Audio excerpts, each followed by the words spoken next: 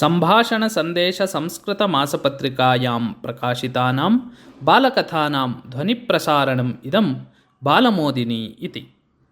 गुणैः एव शोभते जनः। चन्द्रगुप्तः मगधसाम्राज्यस्य राजा।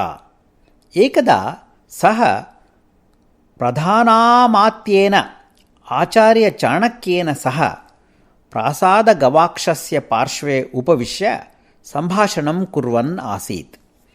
सम्भाषणावसरे सः चाणक्यं दृष्ट्वा मन्दहासं प्रकटयन् अवदत्, अमात्यवर्य, भवान् बुद्धिमान् कुशलश्च इति तु सत्यमेव, किन्तु इति किमर्थम् अर्धोक्तिः? यत् मनसि स्यात् तत् उच्यताम्, चाणक्यः अवदत्।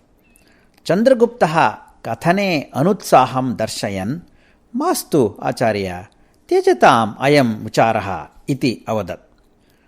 पुनरपि चाणक्येन अनुरोधपूर्वकं यदा उक्तं तदा चन्द्रगुप्तः अकथयत्, श्रीमन्, भवान् कुशलः बुद्धिमान् च, किन्तु न रूपवान् इति। स्यात् नाम एतत्, किन्तु रूपमात्रेण किं वा भवेत्? गाम्भीर्येण अपृच्छत् चाणक्यः। रूपमेव प्रशस्यते लोके, रूपवेशादिकं दृष्ट्वा एव खलु आदरम् अनादरं वा दर्शयन्ति जनाः इति अवदत् चन्द्रगुप्तः। तस्य वचनं श्रुत्वा चाणक्यः प्रत्युत्तरं किमपि अवदन् भटद्वारा पाकगृहात् 2 घटौ आनायितवान्। तयोः एकः सुवर्णस्य, अपरश्च मृदः। द्वयोरपि कुम्भयोः जलं पूरयित्वा चाणक्यः राजसमक्षम् आनीतवान्। आदौ सुवर्णमये घटे स्थितं जलं राज्ञे दत्तम्।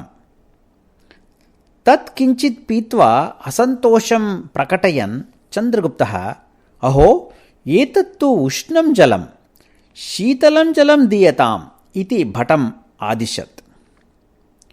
किं पुनरपि सुवर्णघटस्थम् एव जलं दीयताम् इति भटं वदेयम्? चाणक्यः अपृच्छत्। मास्तु, मृत्कुम्भस्थं जलं ददातु नाम सः। मृद्घटस्थं जलं भवति शीतलं, राजा अवदत्। तदा चाणक्यः अपृच्छत्, किं सुवर्णघटः नासुन्दरः?